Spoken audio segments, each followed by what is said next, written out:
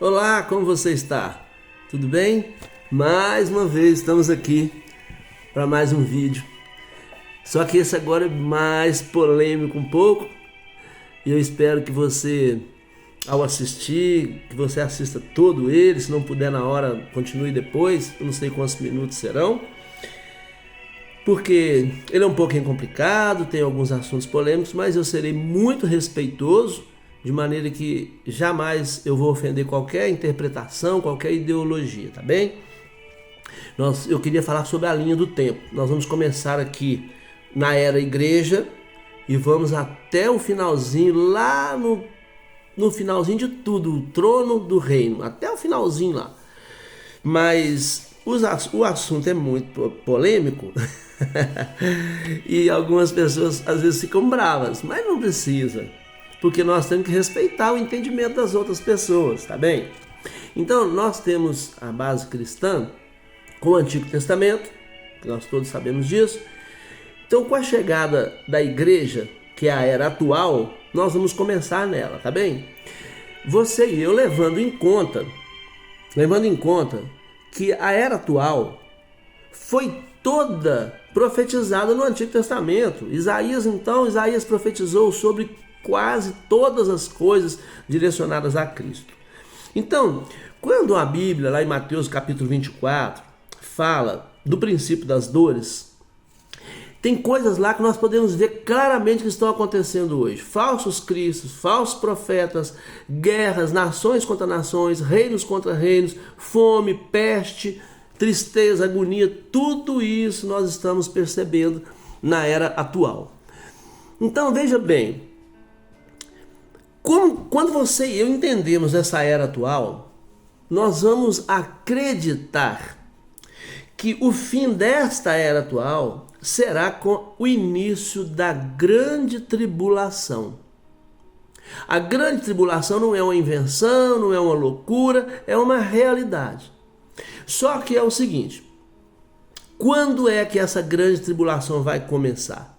Nós não sabemos especificamente, mas nós temos algumas dicas interessantes que a Bíblia fala sobre, por exemplo, a construção do terceiro templo. Quando a construção do terceiro templo for uma realidade, nós já podemos ficar certos de que aparecerá a ascensão do anticristo. Eu digo ascensão por quê? Porque nesse episódio da grande tribulação, eu uso duas expressões, alguns outros usam outras, mas eu gosto dessas. Eu gosto dessa porque eu gosto da coisa mais técnica e eu busquei a origem. A ascensão é o aparecimento dele. Depois a manifestação, que eu vou explicar daqui a pouco, que será após 3 anos e meio, tá bem? Então olha só, quando eu leio Apocalipse, capítulo 10, o versículo 10, ele é um chavão para aquelas pessoas que acreditam que a igreja será arrebatada antes da grande tribulação. Há aqueles que não acreditam assim, que pensam que a igreja será arrebatada após os 3 anos e meio primeiros, e outros entendem que a igreja passará por toda a grande tribulação de duração de 7 anos e que o arrebatamento será concomitante com a segunda vinda de Cristo ao final da grande tribulação. As 3 ideias, essas 3 posições, elas têm versículos bíblicos, tem alguns amparos aqui teológicos, etc. A meso, que é essa do meio, é a que menos tem sustentação. As 2 mais fortes são aquelas que acreditam que a igreja será arrebatada no exato momento que inicia-se a grande tribulação. Esse é o pré-tribulacionista. O pós-tribulacionista é aquele que pensa que a igreja passará por toda a grande tribulação e será arrebatada aqui, junto com a segunda vinda de Cristo.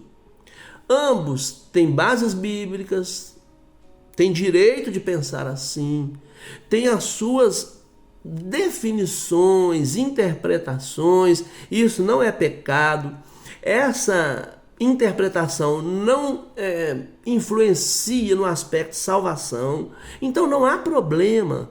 Se você acredita que a igreja será arrebatada antes ou depois, isso não precisa levar você a brigar com ninguém, a desentender-se com ninguém, a não frequentar determinada igreja que defende que é antes ou que é depois, porque você pensa diferente.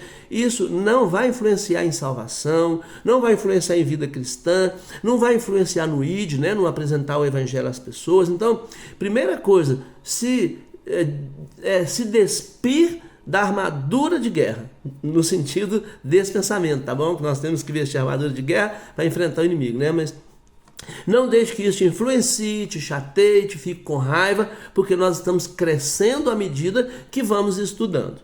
Quando eu vejo Apocalipse, capítulo 3, e versículo 10, está escrito, a Bíblia diz que Deus nos guardará da hora da grande tribulação, da hora do sofrimento. E não está escrito na hora. Então essa expressão simples, que para muitos até possa passar despercebida, ela dá uma base assim, muito sólida. Ou seja, Deus está dizendo que vai tirar você livrar da hora. Ele vai te tirar antes do episódio tomar realmente vulto. Então, a ideia é que o arrebatamento leve a igreja, que faz, aquele estalo, rapidamente, arrebatou, levou a igreja, foi embora a igreja, subiu. Iniciou então a grande tribulação, os sofrimentos vão começar. Aqueles que estão realmente em comunhão com Deus, etc., o entendimento é que esses serão levados. Alguns que estarão afastados, que terão desistido da fé cristã e voltado a sua vida novamente para o que fazia antes, e de alguma forma ele abriu mão de Jesus para a vida dele, ainda que quem conhece de verdade nunca abre. Ele pode se afastar, pode ficar fazendo tudo errado, mas lá no fundinho ele sabe da realidade de Cristo. Mas esses, infelizmente, pelo entendimento que nós temos da Bíblia, essas pessoas vão ficar para a grande tribulação. E haverá, inclusive, oportunidade no meio da grande tribulação. Por isso que algumas expressões que tem lá no meio da grande tribulação dos santos, algumas pessoas falam, e a igreja? Não, são aqueles que sabiam, que ficaram e que resolveram firmar-se com Cristo novamente. Eles vão ter que, inclusive, verter o seu próprio sangue, eles vão ter que morrer pelo evangelho. E os outros serão os judeus, que vão descobrir no arrebatamento que Jesus era o Cristo e que eles foram enganados e vão realmente se converter em massa. E os judeus, eu gosto de dizer isso, os judeus aceitam algumas coisas, mas adorar outro Deus eles não aceitam. Se o judeu for obrigado a adorar outro Deus, ele ajoelha, morre, mas ele não abre mão. Então, esses santos que se refere ali são os desviados que vão se reconciliar e os judeus que vão se converter em massa, tá bem? Então vejam bem, no princípio das dores, nós vemos aqui, na hora do arrebatamento, algumas características. Então vamos lá. Primeira característica, João 14:1 fala, na casa do meu pai há muitas moradas. Essa é uma característica. Segunda característica, 1 Tessalonicenses capítulo 4, versículo 13 até o 18, fala exatamente do arrebatamento, e no versículo 5 fala do dia da ira do Senhor. Do grego é arpasso, que quer dizer arrancar, vai tirar mesmo. E 1 Coríntios 15:51 fala da última trombeta, tá bem? Agora, olha a característica interessante do arrebatamento. O arrebatamento será trasladar para o céu, uma característica. Segunda característica, a terra não estará sendo julgada. Terceiro, apenas os crentes. Agora veja a segunda vinda de Cristo. Nenhum traslado, a Bíblia não fala na segunda vinda de Cristo do traslado, ou seja, de arrebatar. A terra será julgada e vai afetar a todos. Então, entenda isso. Hoje, nós estamos vivendo o período que nós chamamos de era atual, que são os princípios das dores. Quando esse período atual passar, nós entendemos então que terá início a grande tribulação. Quando será construído então o terceiro templo, os utensílios, quem é o estudioso aí sabe disso, já estão todos preparados. Os sacerdotes já estão indo ao deserto fazer treinamentos de sacrifício E as oferendas vermelhas já estão sendo reproduzidas já em regiões lá do Oriente Médio. Então, só falta agora o tratado de paz e, consequentemente, a construção do terceiro templo, onde as 3 religiões maiores do mundo estarão juntas. Esse tratado de paz, ele está sendo já combinado há muito tempo. Acredita-se que com o advento de Donald Trump ter ganhado as eleições nos Estados Unidos, é o caminho para a abertura da paz mundial. Não é de se duvidar disso, porque o Trump já parou com 3 guerras, já está aí lutando para acabar com a guerra da Rússia com a Ucrânia, de Israel com Palestino / Hamas, que ali é complicado falar isso, ele está trabalhando isso também. Não está acontecendo, muita gente morrendo. Tá, mas isso também não é da noite para o dia. O homem está com 6 meses de governo. Então, isso é muito provável que aconteça, e quando você e eu tivermos a notícia da paz mundial, que os palestinos começarem a ter paz com Israel, e já está começando, porque a aeronave da Palestina vem em Israel e de Israel vai à Palestina, não sei se você sabe disso. Claro que com os cuidados, com os ataques de guerras, mas isso já está acontecendo. Então veja bem, quando esse tratado de paz for definido e assinado, bater o martelo, eles vão construir o terceiro templo. Aí nós vamos perceber a ascensão do anticristo. O que é isso? Este anticristo, ele vai fazer aliança com muitas nações, e ele vai oferecer a paz mundial. E sabe de uma coisa que é assustadora? Ele vai oferecer e vai dar, só que nós sabemos que será uma falsa paz. Por quê? Porque a paz no mundo é apenas um intervalo entre guerras. Isso é paz para o mundo. Paz para o cristão, para mim, para você, não. Paz para nós é tranquilidade de alma. É outra coisa. Pode estar havendo a guerra que for. O cristão tem paz, porque ela é interna. É a tranquilidade na alma. Então a pessoa fala, paz é eu chegar em casa, deitar e dormir tranquilo. Não, isso aí é cansaço, é normal e temos que dormir. Nós precisamos dormir. Então, o anticristo, ele vai ter a sua ascensão. Imaginamos que na grande tribulação vai acontecer, olha só, ou vão acontecer, eu vou listar aqui para você. Apocalipse 19:19 fala de guerras. Em 2 Tessalonicenses, capítulo 2, do versículo 3 e 4, falam sobre o anticristo. Está escrito, não é dúvida, eu não estou inventando aqui, não estou trazendo nada da minha cabeça para você. E tem um sacrilégio terrível. Se você ler Daniel capítulo 9, versículo 27, você vai perceber isso.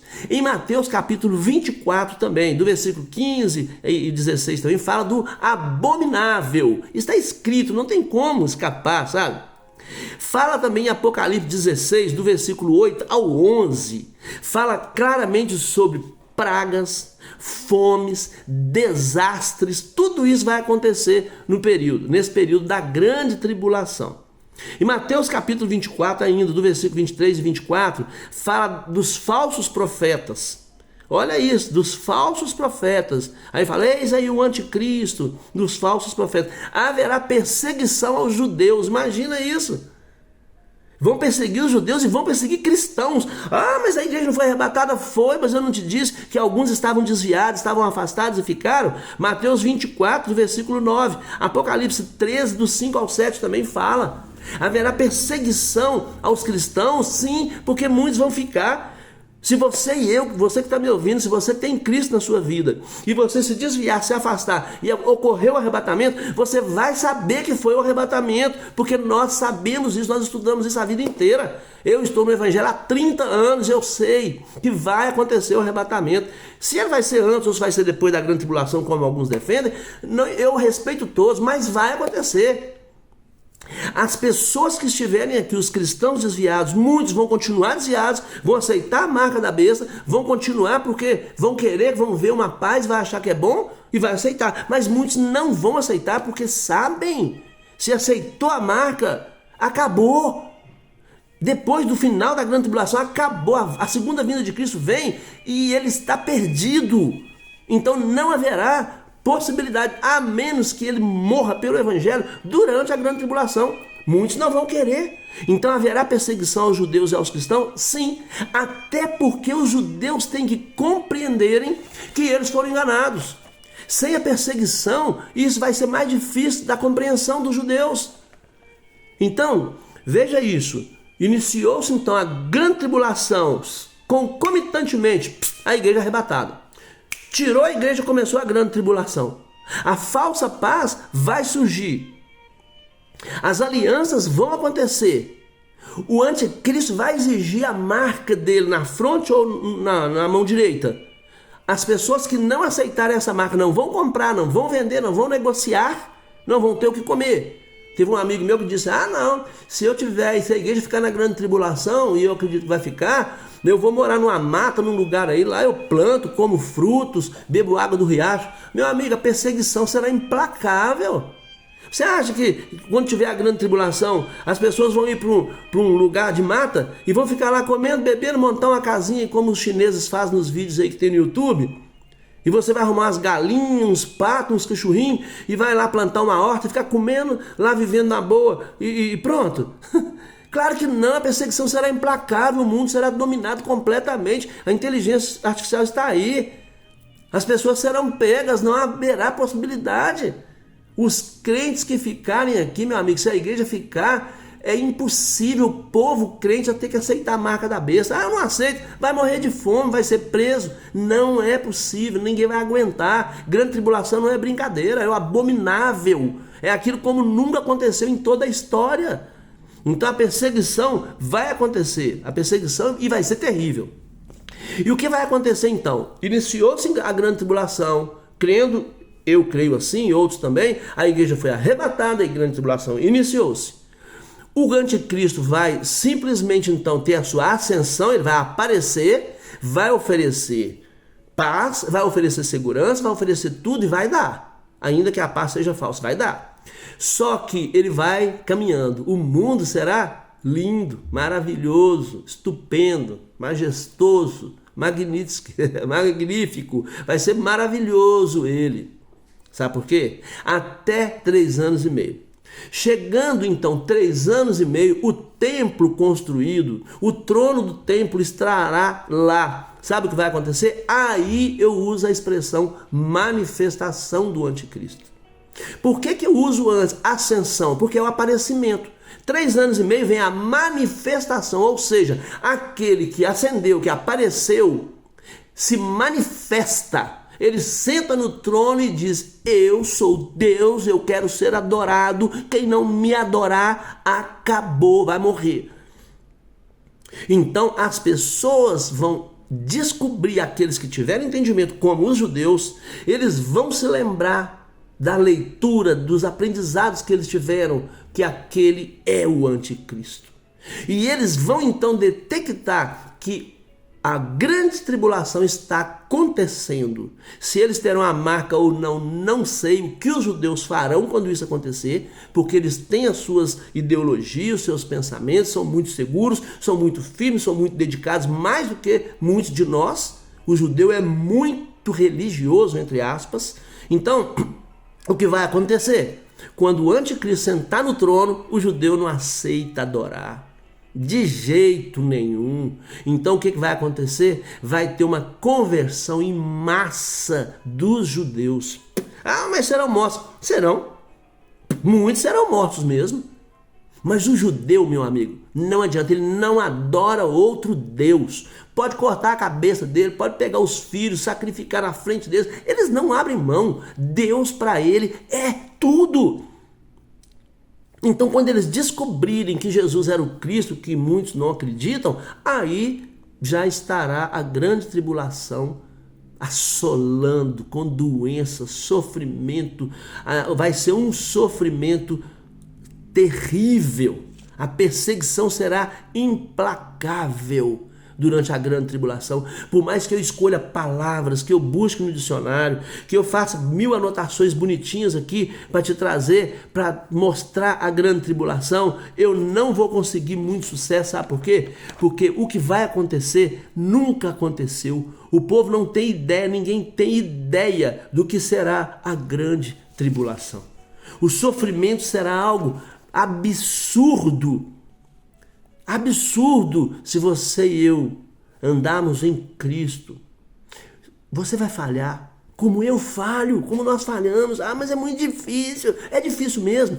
Mas eu imagino que você que está me assistindo, no mínimo, você dorme algumas horas à noite. Então você tem que ir para isso, tem que deitar. Sabe o que você faz? Toda noite, antes de você se deitar para dormir, ainda que esteja muito cansado, ajoelha-se. Pede perdão a Deus, lembra o que te aconteceu durante o dia. Pede a Deus para te perdoar, para você ficar puro diante de Cristo. Sabe por quê?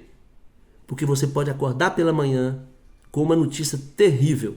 A igreja foi arrebatada. Os crentes sumiram todos. Você vai se lembrar. Você vai lembrar da sua mamãe, aquele irmãozinho da igreja que era beatinho lá, que frequentava, que limpava a igreja, aquele humildezinho que dava glória. Aquele humildezinho que fala glória a Deus, que tinha os dentinhos quebrados, sabe? Você vai ligar para ele não está em casa. Você vai procurar aquela irmãzinha lá do círculo de oração, que chorava lá pelos filhos, chorava pela igreja. Você vai lá na casa dela, que ela é sua vizinha, vai bater lá, cadê a senhora Maria, a irmã Maria? Ela foi embora, não está aqui, ela sumiu. E as coisas dela ficaram todas aqui. Vai ser uma surpresa terrível. Então, você, eu sou fraco, eu sou falho. Eu também sou. Mas eu não deito sem orar e pedir perdão a Deus por falhas que eu possa ter cometido. E quando eu acordo pela manhã, eu oro de novo e peço a Deus para me guardar naquele dia. Eu vou errar, vou falhar, vou cometer deslizes, mas eu sei que a cada momento que eu me lembro que vai acontecer o arrebatamento da igreja, ou a grande tribulação para os que não creem que a igreja vai ser arrebatada, eu peço perdão a Deus. Sabe por quê? Porque eu sou fraco mesmo, eu sou frágil mesmo. Paulo também era. Paulo, para mim, depois de Cristo, é um maravilhoso, sensacional. Paulo deixou tudo que você e eu precisamos para aprendermos sobre Deus no Novo Testamento. Paulo nos ensinou sobre tudo. E Paulo mesmo dizia, Senhor, eu tenho um espinho na carne, um mensageiro de Satanás que me esbofeteia dia e noite. E eu já pedi ao Senhor 3 vezes, o Senhor tirou de mim, o Senhor não tirou. O que Deus falou com ele? A minha graça te basta, que o meu poder se aperfeiçoa é na fraqueza, Paulo. Então digo eu agora, fica quietinho aí, continue comigo que você não tem nada a perder, continue comigo que você só tem a ganhar, Paulo, você vai ser mais do que vencedor. Então fica quietinho, continua fazendo o que eu te mandei, continua andando do meu lado, que você precisa mais de mim do que eu de você, que eu posso levantar outro, você não pode levantar outro Deus. Então, meu querido, minha querida, meu amigo que está me assistindo, ao final dos 7 anos, então, a grande tribulação, eu quero terminar, que já tem 23 minutos, mas eu não tenho como, eu tenho que seguir essa linha rapidinho aqui, tá bem? Ao final dos 7 anos da grande tribulação, aí sim nós vamos ter a segunda vinda de Cristo. Aqueles que pensam que será concomitante com o arrebatamento, eu respeito, então para ele vai ser o arrebatamento e a segunda vinda de Cristo. Eu não vejo muito isso acontecendo, porque o arrebatamento é arrancar de e levar para. Se acontecer o arrebatamento junto com a segunda vinda, Cristo vai descer, vai arrebatar, voltar e depois vir de novo. Não tem muito, assim, o embasamento é menor. Mas, com todo respeito, você que pensa diferente, por favor, não se zangue comigo. É o entendimento que as pessoas têm, tá bem? Então, tudo bem. Segunda vinda de Cristo. E como eu tenho muita coisa daqui para lá, eu vou encerrar aqui. Nós ainda temos que falar sobre a batalha do Armagedon, o julgamento, a prisão de 1000 anos de Satanás, o milênio e Gog e Magog e a eternidade. Mas eu vou gastar mais 25 minutos. Eu acho que você não vai assistir 1 hora de vídeo, então eu vou encerrar. Quantos de vocês me mandarem mensagem pedindo para continuar, eu avalio e continuo, da segunda vinda de Cristo até o grande trono branco, tá bem? Então, se você assistiu até aqui, meu nome é Sérgio Cândido de Carvalho, por favor, vai lá no YouTube, dá um like, inscreva-se no meu canal, não te custa nada, eu preciso de 1000, pelo menos 1000zinho, tem gente aí que tem milhões, eu sei que eu não mereço tudo isso, que eles são mais famosos, né? Eu não quero fama, eu só queria que o evangelho fosse divulgado bastante, então eu preciso que você me ajude, não custa nada, vai lá, inscreve no canal, tá bem? Se você inscrever no canal, eu te garanto, eu vou orar por você e Deus não vai permitir você ficar na grande tribulação. Um abraço, até o próximo. Se você mandar mensagem pedindo, eu continuo o vídeo.